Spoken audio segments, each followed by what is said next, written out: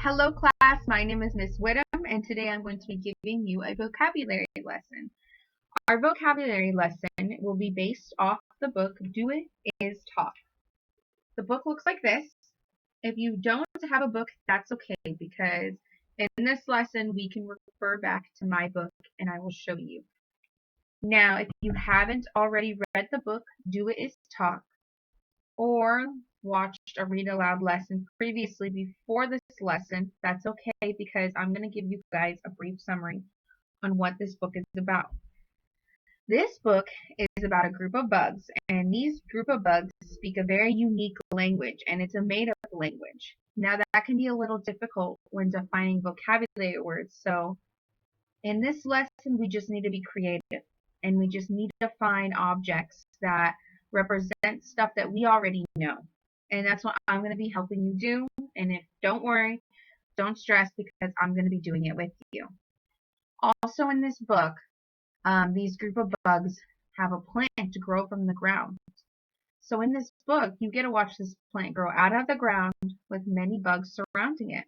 And the bugs actually make a really fun fort and go through many obstacles along the way, with a spider going in the fort, with snow, with autumn, with a flower blossoming from the plant and then disappearing and deteriorating due to weather. And you get to watch this whole process go on with these group of bugs in this story. It's a very fun story and I hope that you guys get to read it if you guys haven't already.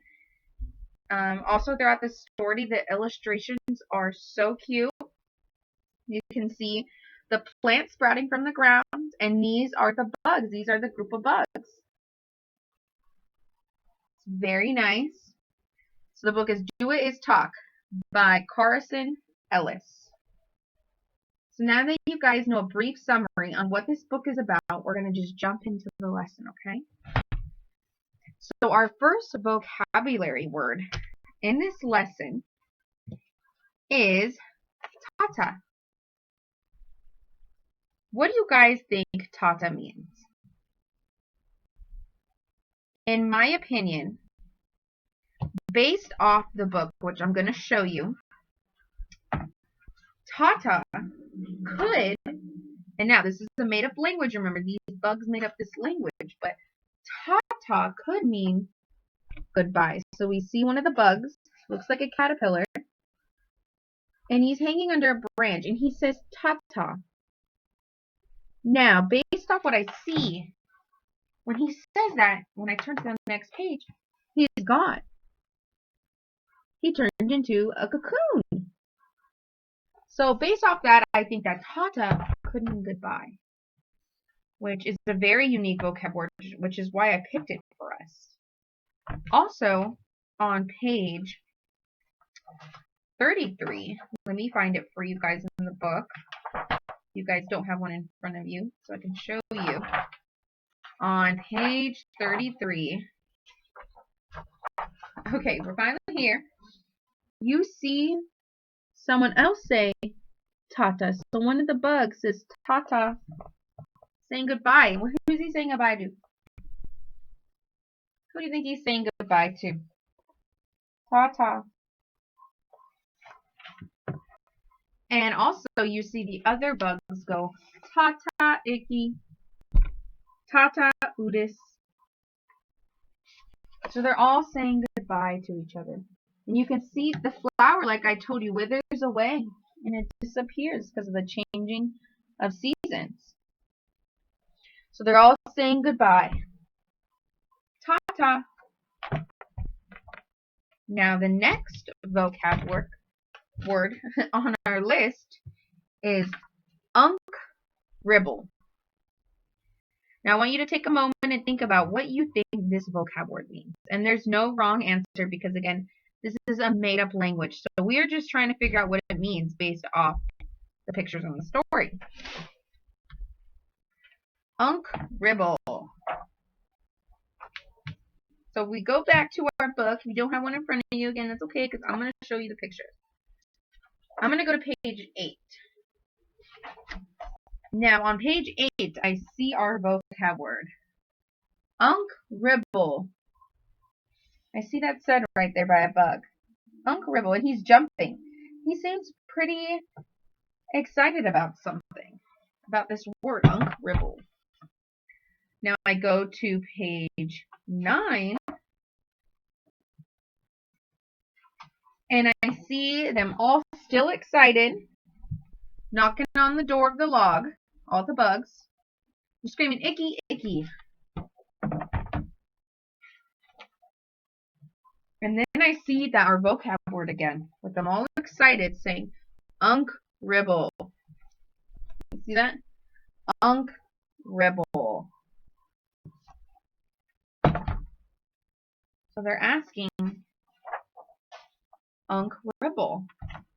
What's Unc Ribble? Why are they so excited? Why do they need it? Then I see this huge ladder come out of this log. And I see the word Unc Ribble again. Now, based off what I see in the pictures, I can only assume that Unc Ribble could possibly mean the ladder. Because they're screaming outside the log, Unc Ribble. They're getting excited over Unc Ribble. Then when he pulls out the ladder, it's Unc Ribble. And that's the only time you see that word. So I picked that vocabulary word because I thought it was really unique. And the illustrations, the pictures, and the story with the bugs and the ladder help us define what Unc Ribble is. Now the next word I picked is actually something that's in the story and on every single page, on page 1 through page 48. And this word is plant. And although it doesn't say plant, I choose it as a vocab word because you see a plant in every single page. Even the cover of the page has the plant. And I found this word so unique. See, even there's the plants again. So that is another one of our vocab words. I believe that is our third vocab word. If you guys want to write them down, you can, but you honestly don't have to. You can just listen with me. But I thought plant was a very important word in our story, and I know you guys all agree. Now our fourth vocab word is the word furt. Let me get this down for you. Furt. Now I want you guys to think about what this word means in our made-up language. And if you look back at pictures or in the story, I want you guys to think about what does furt mean to you. And there's no wrong or right answer here. We're just basically making some observations to help us define some vocab words. Furt. Now I'm going to go to page 22. You can follow along with me again, or you can just look at my screen. So I see the word pop up for the first time on page 22 when the little beetle screams, "Rump furt." Furt. What's furt? I know it doesn't say much just on one page, but it's something to think about. It's calling something a furt. Now we're going to go to page 24, and I see the same beetle say, "Rump furt." And I see that word pop up again, furt.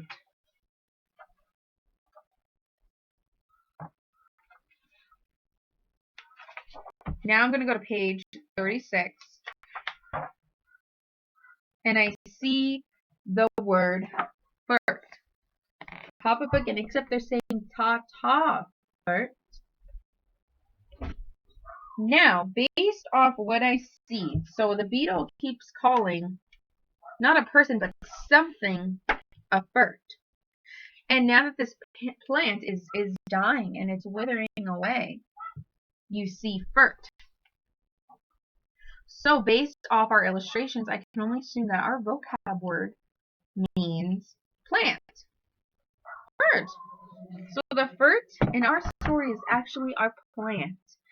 Now, if you guys want to agree with that and believe it's something else, that's totally fine. Jot down your ideas. But based off my observations and the vocab words I picked, I believe that the word furt could possibly mean a plant.